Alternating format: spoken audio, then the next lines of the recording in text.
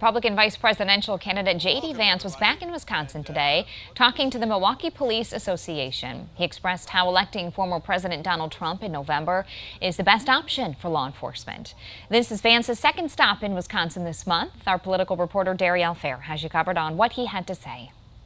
Amber, today Senator Vance delivered his remarks to the Milwaukee Police Association, focusing on retention among law enforcement officers and the current crisis at the southern border. It comes just days after his last visit to the state in Eau Claire last week. Today, Vance made his case that Republicans are the party of law enforcement and that if the Trump-Vance ticket is elected in November, their administration would crack down on crime. Vance accused Vice President Kamala Harris of making police officers' jobs harder, arguing Harris has inflamed immigration by doing nothing to strengthen border security measures.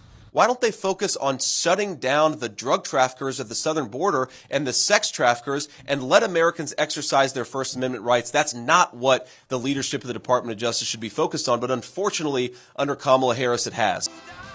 Vance also addressed whether Trump should use the campaign trail to outline his policies instead of making targeted attacks against his opponent. I don't think the president needs to pivot, and if I told him that, I can guess what he'd say.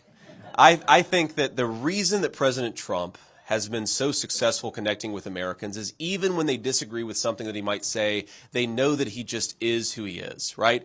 I'd much rather have a political candidate who I disagreed with 25% of the time, but was a real human being and was willing to speak off the cuff, than to have somebody like Kamala Harris who hides behind a teleprompter and doesn't speak to the American people directly unless she's got a script in front of her telling her exactly what to say.